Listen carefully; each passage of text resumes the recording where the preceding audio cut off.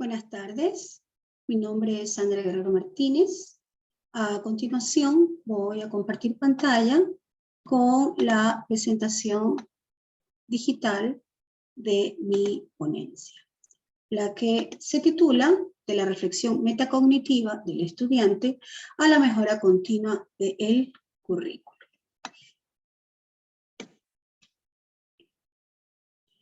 El contexto en el que se ubica el presente estudio tiene que ver con que se afirma que los procesos deben estar sujetos a evaluación. ¿Para qué evaluar? Para evaluar, medir, constatar en aras de una mejora continua de los procesos evaluados.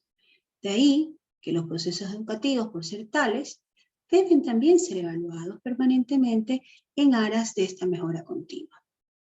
Estos procesos, en cuanto a los educativos, inicia desde el diseño del plan de clase, la planificación de la clase, la planificación de la unidad, la que continúa con la ejecución, con el llevar a cabo, el que se realice ese diseño curricular para que se vaya cerrando el mismo con la evaluación en cuanto a si los objetivos fueron logrados, qué tan logrados, cómo fueron logrados por los estudiantes.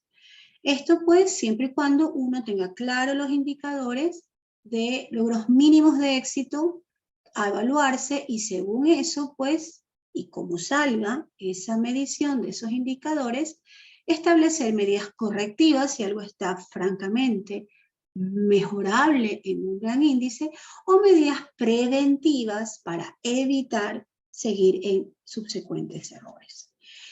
Es así que se llega a esta investigación, que es una investigación en curso, está más exactamente a mitad de la misma, dentro de lo que en este congreso se determina como líneas de didácticas interdisciplinares, sin ser exactamente una didáctica, pero en todo caso considero podría ser un estilo de establecer la pedagogía desde las lecturas, la aceptación y el asumir estas respuestas, las percepciones de los estudiantes, si vamos a basarnos en el paidocentrismo, como se suele sentir, y no en el magistercentrismo. Entonces, en esta línea se va a analizar la información obtenida en los sites, que no son sino portafolios digitales, que los estudiantes de una materia llamada Taller de Argumentación en la Universidad Casa Grande han ido realizando. Algunos están en este momento y los que faltarían en el corte del lapso 2020, febrero, a 2022, diciembre, donde se van a medir y sobre todo reflexionar sobre esos aspectos positivos indicados por los estudiantes en estos portafolios digitales y los aspectos por mejorar. Siempre y cuando hagamos una lectura profunda, crítica, de gestión de estas reflexiones y sugerencias que hacen los estudiantes al final de cada módulo de la materia en cuanto a su reflexión sobre las actividades que han aprendido con esas actividades, a qué creen que pueden transferir esas actividades, para qué les sirve haber aprendido esos procesos o esos conceptos, y sobre lo que nosotros los maestros diríamos las didácticas trabajadas, es decir, la metodología, la forma en que se fue dando el módulo. ¿Okay? En ese sentido, pues, surge este estudio llamado de la reflexión metacognitiva del estudiante a la mejora continua del currículo. ¿Cuál es la pregunta? La gran pregunta de investigación que se hace en este sentido es la pregunta que nos indica cómo incide en la mejora continua de un currículo la reflexión metacognitiva de los estudiantes.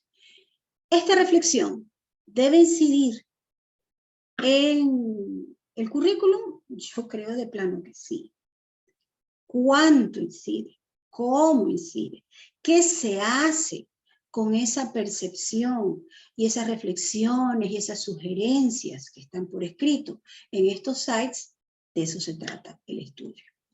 Entonces, ¿cómo se va a responder a esta pregunta? Y eso tiene que ver con la metodología que eventualmente se aplica para la recogida de datos. Tiene que ver con los siguientes aspectos. con todo aquello que está vinculado a la reflexión metacognitiva, donde la idea es que el estudiante no solamente sea estimulado por el tipo de preguntas que el maestro hace durante la clase, antes de la clase, al final de la clase, o en el evento de evaluaciones que sean formativas, sumativas, sino que se vaya tornando en un hábito de este aprendiz preguntarse a sí mismo, a ver, ¿qué es lo que he aprendido con esta experiencia? ¿Cómo fui aprendiendo con esta experiencia? ¿Y esto me es útil? ¿En qué ámbitos me es útil? ¿Qué tan útil? ¿Siento que me es inútil? ¿Por qué creo que es inútil? ¿O podrá tener una utilidad que todavía no me he dado cuenta? Lo que tiene que ver, cuando hay una recogida de datos sobre estas reflexiones de parte de nosotros los maestros, con que asumamos que el currículum definitivamente es flexible, y por lo tanto, si es flexible, ¿qué significa?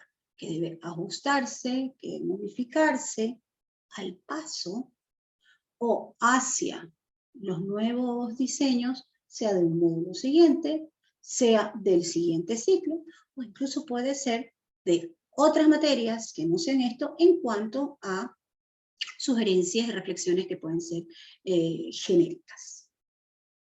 De ahí que esto sería pues precisamente el mecanismo por el cual llegamos a gestionar la calidad de estos procesos, el diseño, la educación, la evaluación, para mejorar el proceso en que el estudiante aprende por sí, con el otro, para sí, es decir, esa coeducación que se da sobre todo entre pares.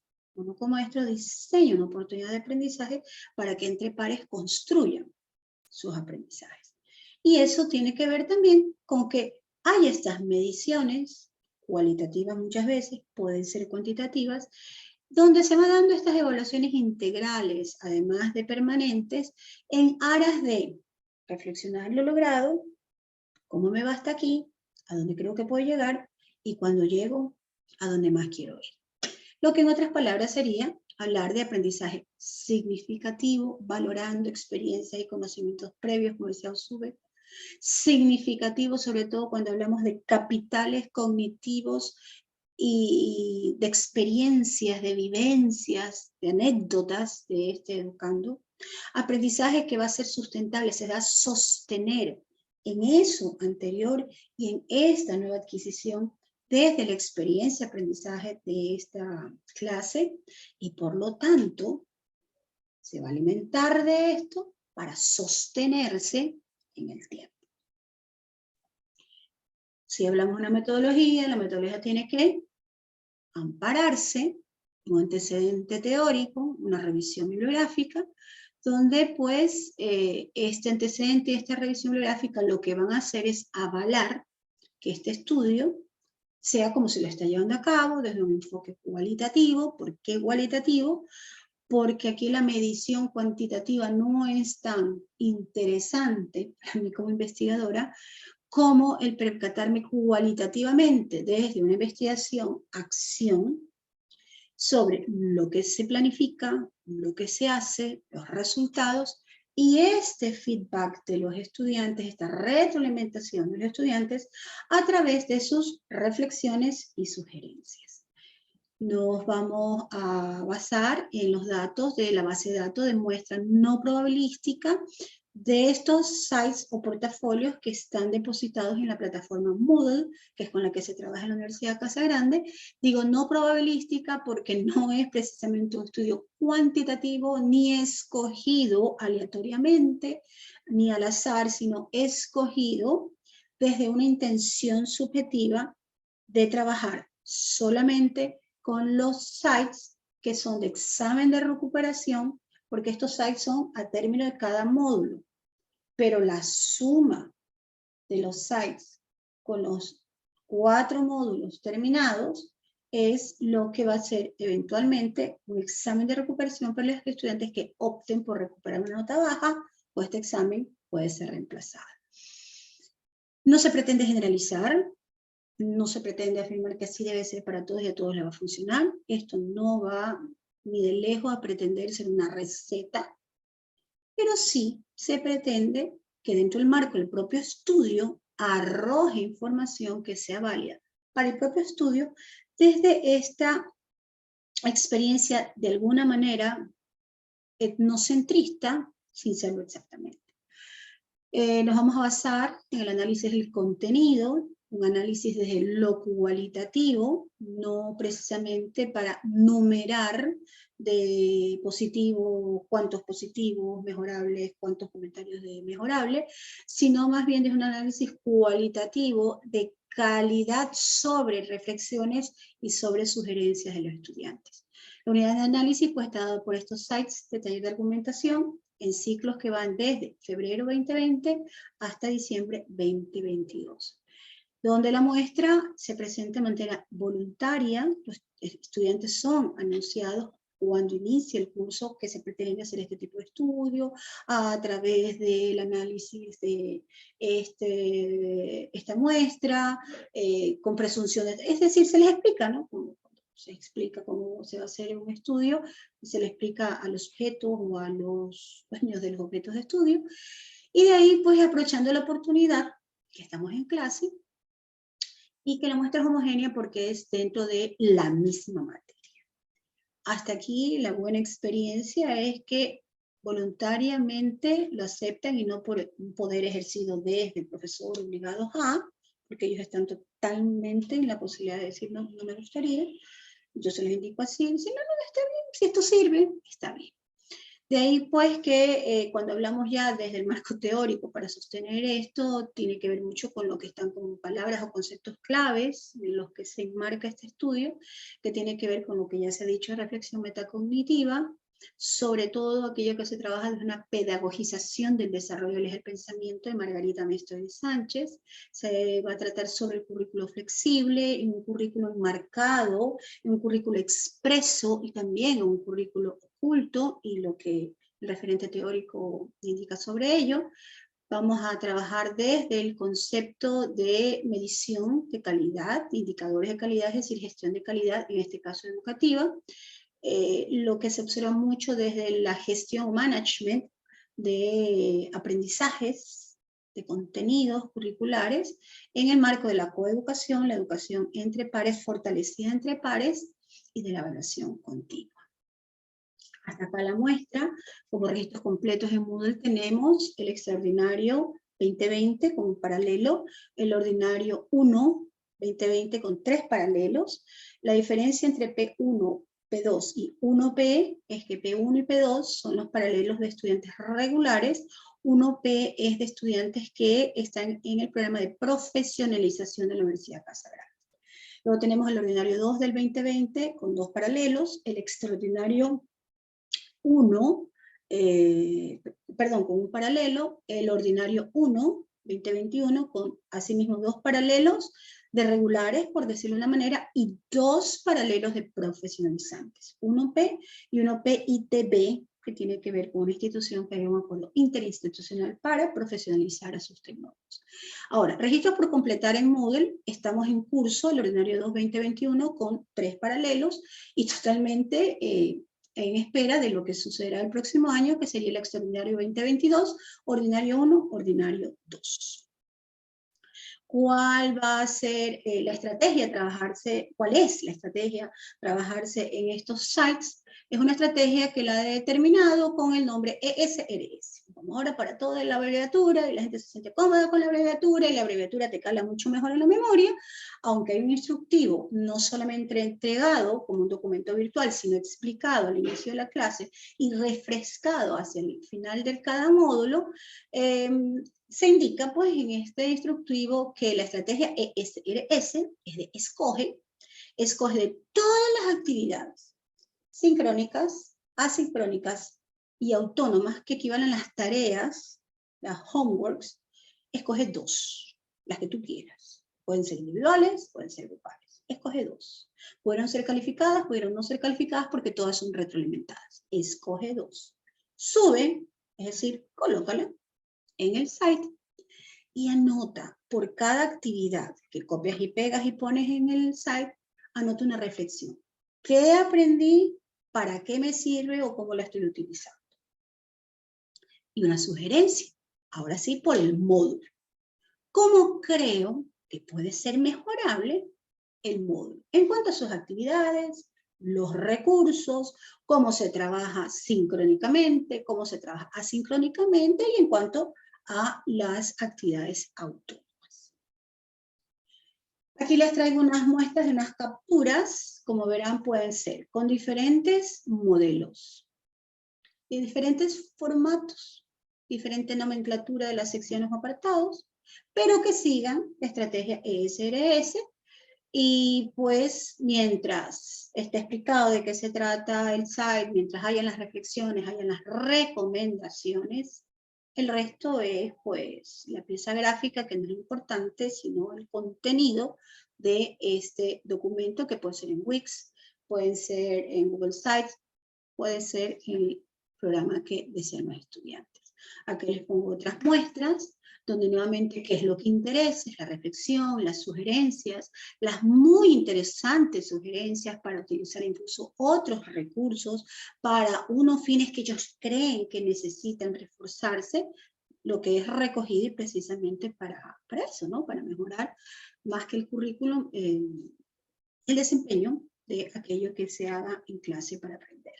Acá tengo una muestra diferente, donde este alumno incluso pone pues estrategia de CRS, la E, y pone lo que hay que hacer, su hijo no escribe nada, reflexionar y sugerir lo hace por cada una de las actividades copiadas y pegadas en la página del módulo correspondiente. Acá les puse solamente 2 muestras de cómo nomás ellos pueden poner en estos sites o portafolios, imágenes de lo que han hecho, sea un mapa conceptual, sea lista de algo que se ha identificado implícita o explícitamente, ya está clasificado, qué sé yo. Estos resultados, pues, igual hay que sistematizarlos, hay que organizarlos para su posterior análisis, precisamente para darle sentido a esta pedagogía, esta forma de aprendizaje. Entonces, tengo esta tabla donde se anota el módulo, son 4 módulos, el 1 es lectura profunda y crítica de textos multimodales, textos no solamente escritos, sino podcasts, infografías, videos. Luego está el módulo 2, que le he llamado la verdad, que en definitiva es que ellos construyan desde la caracterización, construyan, corrijan errores deductivos, sobre todo para armar lo que serían las aseveraciones clave, el punto de vista, las aseveraciones de respaldo, la argumentación con la evidencia de sus diálogos argumentativos.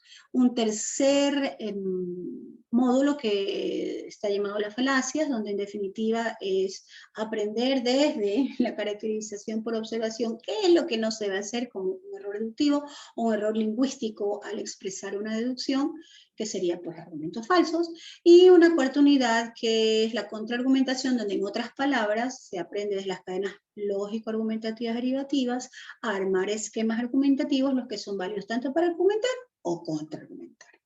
Sobre eso se copian y se pegan en esta tabla las reflexiones y las sugerencias que no estén repetidas, porque hay pues algunas repeticiones. Luego se clasifica como aspecto positivo y aspecto por mejorar, sin que sea el afán hacer un conteo de frecuencia para establecer una estadística, aunque perfectamente es posible. Y aquí lo interesante es, a partir de esa reflexión o sugerencia, qué medida preventiva o correctiva, sea de ajuste, aumento, omisión, etcétera, etcétera, de uso de recursos, de actividades, estrategias, etcétera, etcétera, para mejorar, puede ser el módulo siguiente, o puede ser francamente la siguiente vez que se imparte esta materia, o como dije al principio, transversalmente manejar aquello que es general para otras materias. Como conclusiones preliminares, a priorísticas, porque el estudio está en curso, y algo que resulta de alguna manera categórico y se va reafirmando en medida que se está registrando los datos, sobre todo, que más sugerencias cumplidas, siempre más cumplidas. Lo que es positivo porque indica precisamente que se está valorando la mejora continua, que se está haciendo gestión de calidad, que lo bueno es que es a partir de la reflexión metacognitiva de los propios usuarios del servicio educativo, dígase los alumnos. Otra conclusión en este sentido es que un currículo flexible, pues sí, permite hacer todo esto desde la creación de estas experiencias de aprendizaje para que sea un aprendizaje para los estudiantes auténtico, propio, cabal, con significado, con sentido, trascendente, transferible, por lo tanto se nutre, se alimente a sí mismo y se sostenga en el tiempo. Y donde uno tiene que asumir que trabaja dando un servicio que nos apasiona, nos gusta, pero es un servicio y que uno puede y que uno debe aprender de esas percepciones de lo que se llama en gestión de calidad satisfacción del cliente, para aprender desde ellos sobre los procesos de aprendizaje y enseñanza que uno está estableciendo en su diseño, ejecución y evaluación de su currículum. Dicho esto, y agradeciendo a la audiencia, espero vernos en un rato más en el Congreso. Buenas tardes.